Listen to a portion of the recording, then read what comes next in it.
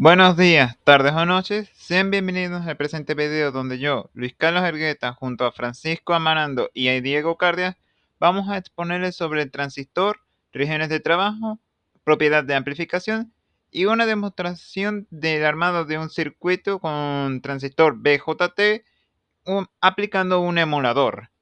Sin más que agregar, empecemos. El transistor y su funcionamiento. El transistor es un dispositivo semiconductor el cual se encuentra formado principalmente de germanio o silicio, que funciona a partir de la introducción de una corriente eléctrica la cual va a ir circulando a través de sus tres partes fundamentales, que son el emisor, la base y el colector, por las cuales el dispositivo nos permite controlar la circulación de la corriente. Y, dependiendo del tránsito de la corriente, estará trabajando en una de sus tres regiones principales: la región de corte, la región de saturación y la región activa. Que, dependiendo de la región de trabajo en la que se encuentre el transistor, va a haber alterado su comportamiento, desde interrumpir el paso de la corriente eléctrica, luego a permitir el paso de la máxima intensidad de la corriente eléctrica o ir amplificando el paso de la intensidad de la corriente eléctrica. Por lo que ya sin más preámbulo ahora pasamos a las regiones de trabajo de un transistor. Como ya se explicó con anterioridad, un transistor puede encontrarse trabajando en tres regiones diferentes, siendo esta la región de corte, la región de saturación y la región activa. Empezando por la región de corte, es en la que el transistor actúa como un interruptor abierto. Esto ocurre principalmente ante la ausencia de una corriente eléctrica que esté entre el colector y el emisor, ocasionando que el voltaje entre ambos sea el voltaje de alimentación del propio circuito, correspondiéndole a esta región una polarización inversa entre el emisor y el colector. Ahora pasamos a la región de saturación, en la que el transistor actúa como un interruptor cerrado debido a que la corriente eléctrica circundante entre el colector y el emisor son máximas, ocasionando que en esta región la magnitud del voltaje se vuelva dependiente del voltaje de alimentación y de sus resistores, correspondiéndole una polarización directa entre las uniones del emisor y el colector. Por último tenemos a la región activa, que comprende a ser la región en la que el transistor no se encuentra trabajando entre sus otras dos regiones, funcionando como una región intermedia dado a que la intensidad de la corriente es intermedia, y en la cual la corriente del colector es dependiente de tanto la corriente de la base, la ganancia de la corriente por un amplificador y de las resistencias conectadas en el colector y el emisor, correspondiendo a esta región la propiedad de amplificador, teniendo en el proceso dos formas de polarización. Una es la región activa directa, que corresponde a una polarización directa de la unión entre el emisor base y una polarización inversa entre la unión entre el colector y la base. Y por último, una región activa inversa, que corresponde a una polarización inversa entre la unión emisor-base y una polarización directa entre la unión del colector y la base. Pero en este caso particular no se usa de forma tan a menudo. Ahora, sin más que agregar, les voy a dejar a mi compañero Francisco Manando para que se encargue de explicarles el factor de amplificación del transistor. Muchas gracias por su atención. El transistor como amplificador. La función de amplificación es realizada básicamente por el transistor. En esta aplicación, una corriente reducida en el circuito de la base permite la presencia de una corriente elevada en el circuito del colector. Entonces, ¿qué pasa? Que partiendo de esta idea, la función de amplificación aparece cuando la corriente de la base varía entre determinados valores, de modo que pequeñas variaciones de esta corriente provocan grandes cambios de la corriente en el circuito colector-emisor. La relación entre estas dos intensidades se conoce como ganancia de corriente del transistor y se expresa por la relación ganancia del transistor igual intensidad del colector. entre intensidad de la base. Ahora, ¿qué pasa? Que un resistor dispuesto en el circuito del colector, de forma que sea atravesado por la intensidad que circula por el circuito de colector emisor, generará una diferencia de potencial entre sus extremos proporcional a la intensidad del colector, o lo que es lo mismo, proporcional a la corriente presente en la base del transistor. Puesto que la corriente en la base se consigue mediante una tensión variable aplicada a un resistor, este dispositivo sencillamente puede considerarse como un amplificador de tensión, pues entrega a su salida una tensión proporcionalmente mayor a la que de su entrada. Hola, buen día. Mi nombre es Diego Cárdenas y les voy a hacer el ejemplo del amplificador de señal con un transistor. Ok, empecemos con el diseño. Vamos a empezar por las entradas, que bueno, estoy haciendo la primera esta.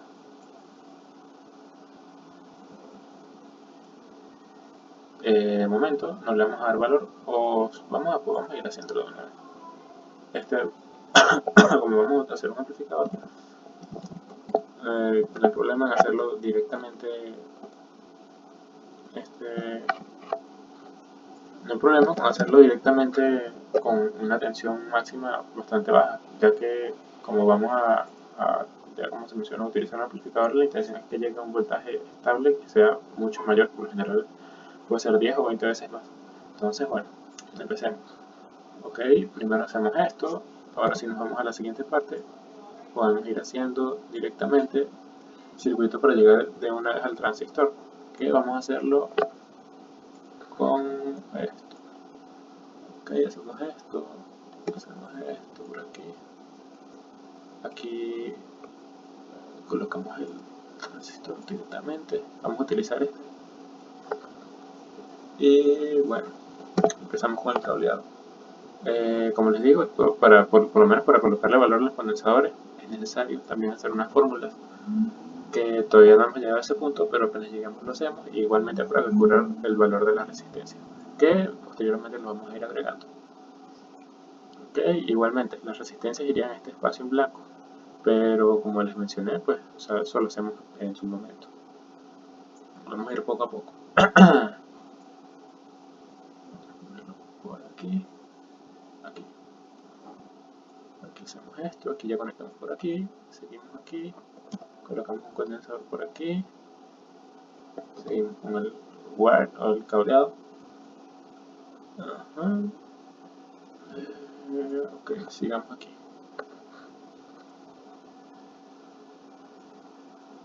Vamos hasta acá. Y bueno, aquí, solo para mostrarles, aquí iría el ground, igualmente aquí que sería la tierra. Y bueno, vamos a seguir aquí el cableado. Igualmente aquí llegamos a la tierra. Aquí ya vamos a llegar a esta parte. Vamos a seguir mientras tanto por aquí con una fuente de tensión por lo general, lo más seguro es que aquí se utilice directamente de 5 voltios fijos, ya que eso es un buen voltaje, por lo menos para este ejemplo que vamos a estar explicando.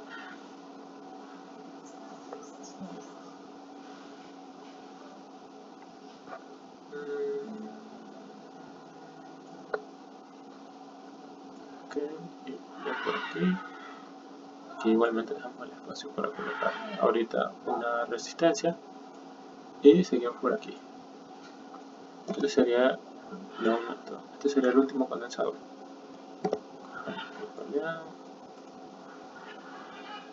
Y seguimos con la resistencia.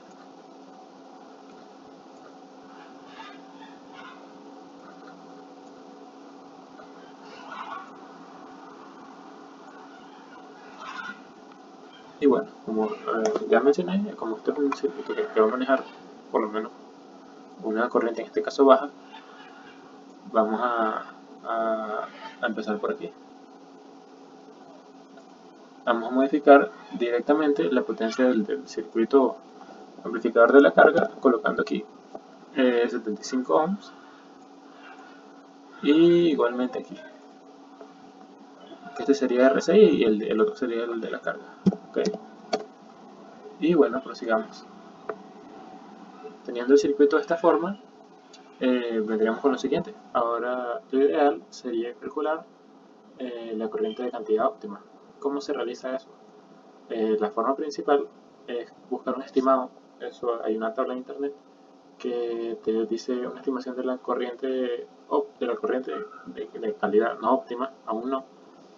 Y eso empieza calculando Rx, que viene siendo un cálculo entre estos dos resistores.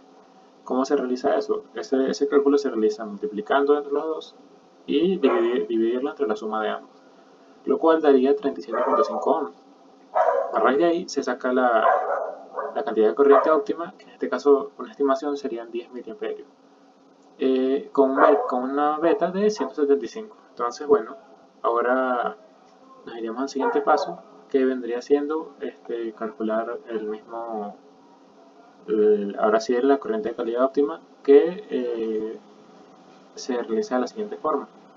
Tienes que colocar Rx, que ya lo calculamos anteriormente, que dio 37.5 ohms, eso dividido entre resistencia de resistencia base, entre beta más 26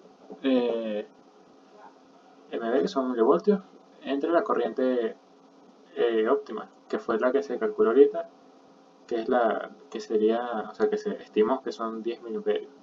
Entonces, bueno, eso como resultado daría, o sea, aplicando todas las sustituciones y las multiplicaciones y las divisiones, daría 16.36 miliamperios con una beta de 175, ya que ese sí se mantiene. Ya teniendo ese calculado, nos iríamos al siguiente paso. Ahora, lo correcto sería calcular la resistencia del emisor, que viene siendo este. Este vendría siendo conector y emisor. Y esta es la base. Entonces, bueno, yéndonos por aquí, lo haríamos de la siguiente fórmula. O sea, para hacerlo tenemos que agregar la siguiente fórmula. Esta sería, vendría siendo Rx, que ya está calculado, Rc, y bueno, agregando que este es el que se terminaría despejando para hacer el cálculo al final. Esta fórmula, la aplicación, nos daría un total de 193 ohms, que bueno, eso lo colocaríamos aquí.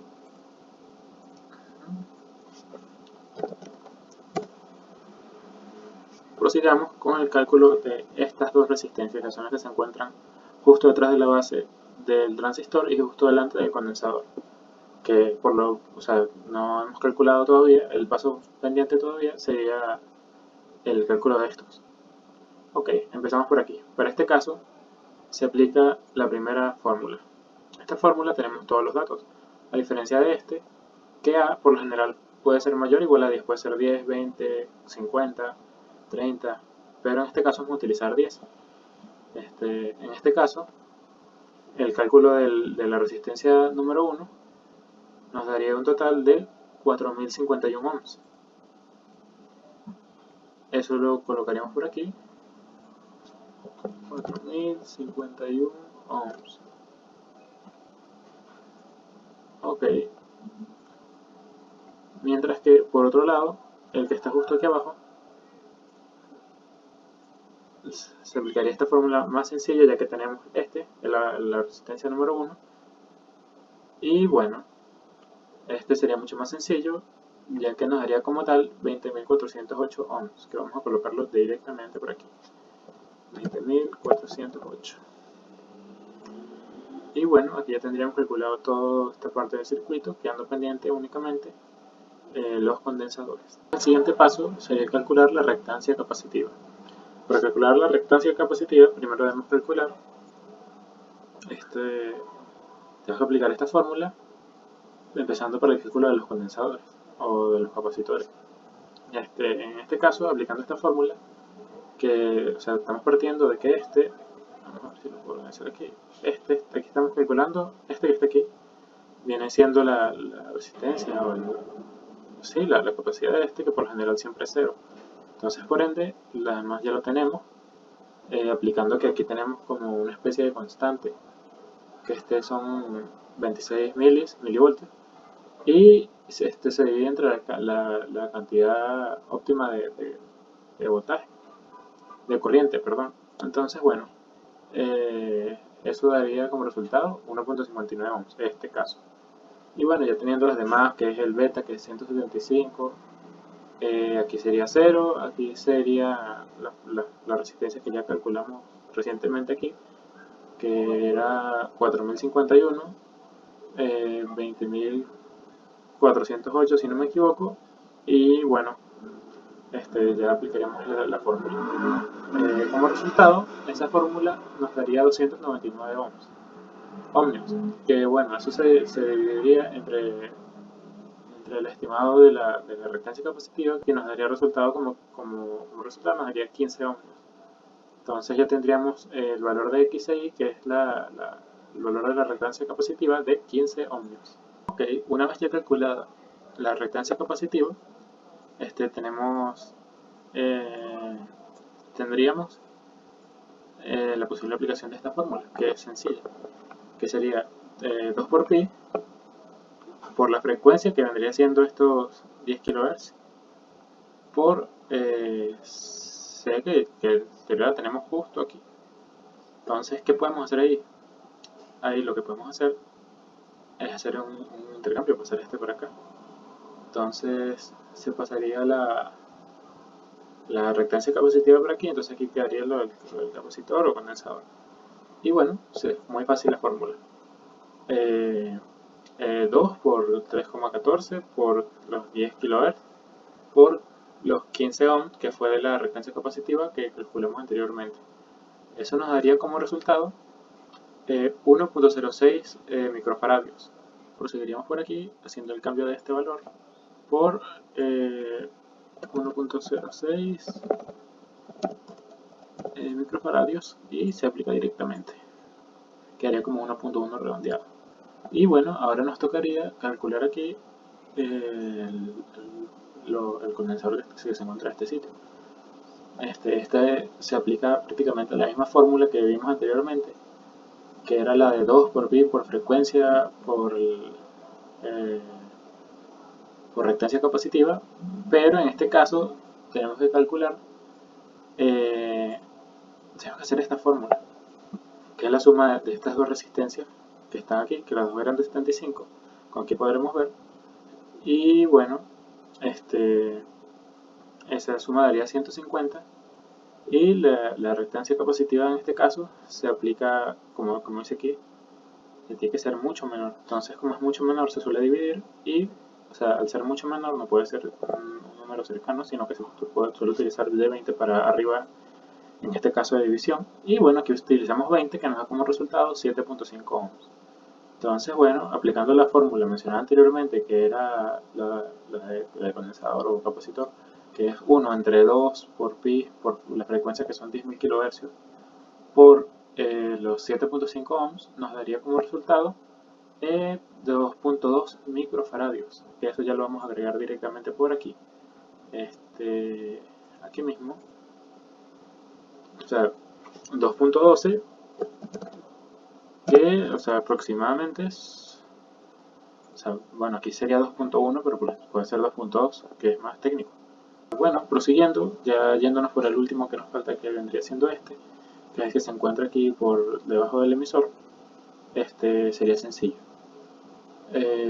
Ya que tenemos varias partes ya concluidas, por lo menos la parte de la beta, la parte de la constante que nos dio hace rato, que era 1.59 ohms, tenemos que aplicar la siguiente fórmula.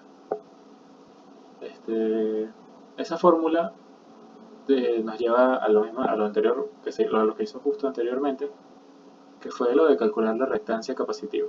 Esta vez, esa reactancia capacitiva se deberá aplicar en la constante que sacamos hace rato. Y eso da como resultado 0. Vamos a decirlo 0.008 ohms para redondear. Lo que nos daría 4.992.6. O sea, eso como aquí lo tienen de todas formas. Ese sería el denominador que está dividiendo el 1. El sería 1 sobre 4.992,60. Lo que nos daría un total de 200 microfaradios. Entonces eso lo colocamos directamente aquí. Y bueno, Ya por aquí ya tendríamos ya estaría completado. Aquí ya he hecho la parte final. Lo único que hice fue cambiar aquí, no, la verdad es que no supe agregar el valor que dije al principio. Así que coloqué un cercano o un voltaje bajo, o sea, el bajo que pensé que se puede colocar aquí. De todas formas, también lo puedo cambiar así. Y va a cambiar, y aquí vamos a presenciar esto.